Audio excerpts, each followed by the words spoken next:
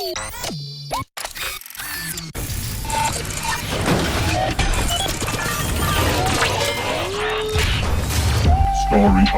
rumblings.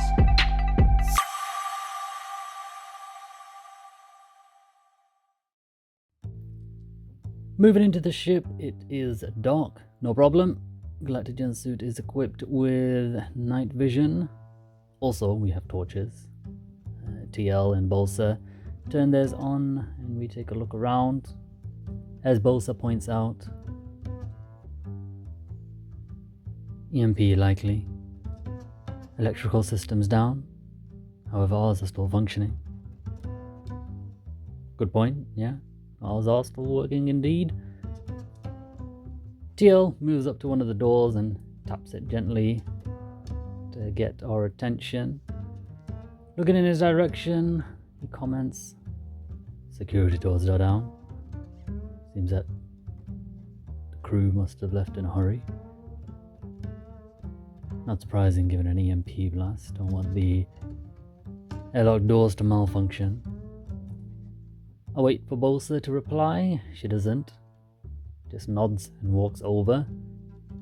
I refrain from answering because I have no idea what to say. I just keep my eyes peeled for, well, just to be able to see. It's still dark and night vision is a little disorientating, like normal vision. Bolsa, do you reckon you can get the doors open? I could, but it would take a lot of energy, and we don't have many cells. Oh, I can... better say a bit more formal.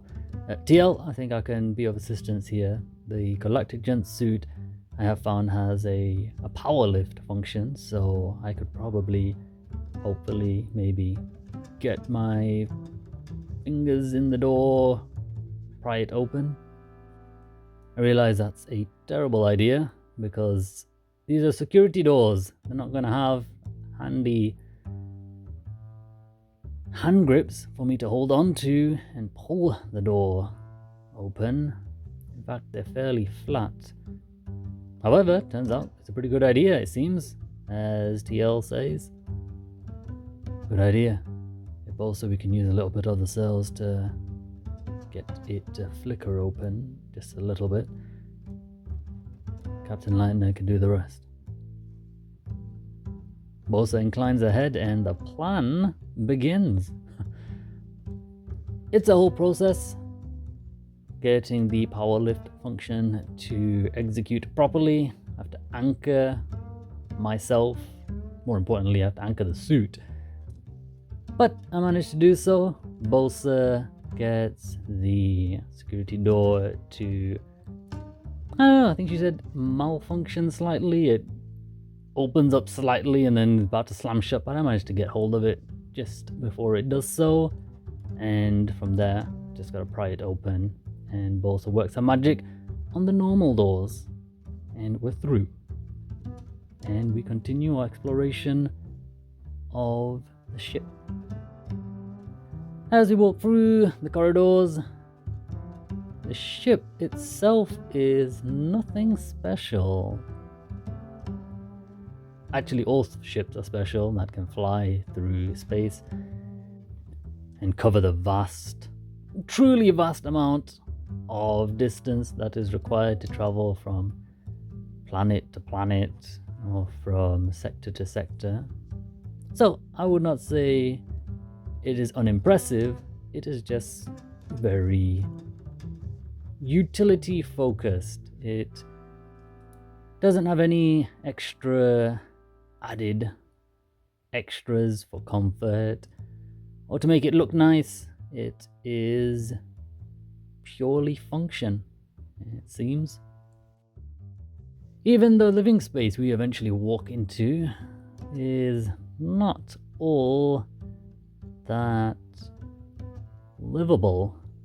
Okay, definitely livable, but still, there's no comforts here, whatever. There's no sofa, there's just slabs of metal arranged in a seating area.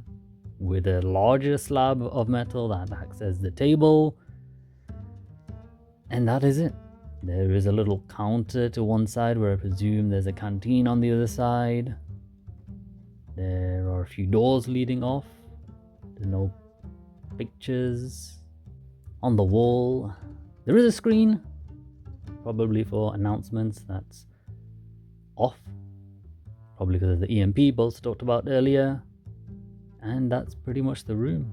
Very metallic themed room. But boring or not, plain or not, TL decides that it is worth investigating and at least looking around for any clues, any signs to where the crew have gone. Alright team, let's take a look around, see if we can find any indication of where this crew has gone, what happened here, anything that can help us on our mission. Walk about, looking left and right. There's not many places to hide things here, so I head on into the canteen. Maybe there'll be some useful resources like food and beverages in here. Doesn't help that it's dark. The night vision is good, very good actually, but it's still a little to get used to. Makes all the colors look a bit washed out, and it's amazing how much color affects things, how we perceive and recognize things. There is food, which is a good sign, I'd say. TL, there's food here in the canteen. Thanks for the update, Captain Leitner. Don't think we'll be needing any food at the moment, but that's a good sign that hopefully if there's crew aboard, they'll be frequenting the canteen to resupply. Continue searching for 10 more minutes and then we'll regroup. Roger that, TL. I continue my search. Ooh, what do we have here? A clue. There is a piece of paper stuck to the fridge. A little memo, no doubt. Always like looking at these things. Gives a little insight into the person, to the crew. This one says, the crew are not the crew. That to me sounds like some sort of philosophical debate that the crew are having amongst themselves. I'll be interested to hear what this is about. I take it over to TL anyway, just in case. And TL seems to think the same as me. Yeah, likely some sort of internal banter between the crew. Well, sir, let's keep moving. We keep moving, and we head over to one of the doors on the left. And Bolsa brings out one of the power cells and starts to hack away at the door. A digital hack, not with a physical weapon of some sort or a battering ram. We didn't bring one of those. The doors cycle open.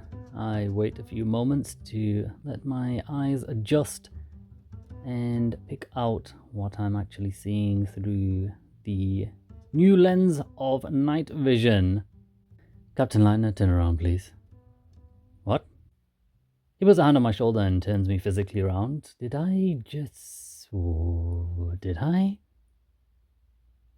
TL? Yes, Captain Leitner. Bolsa, stay where you are. Did I just see what's in that room, TL?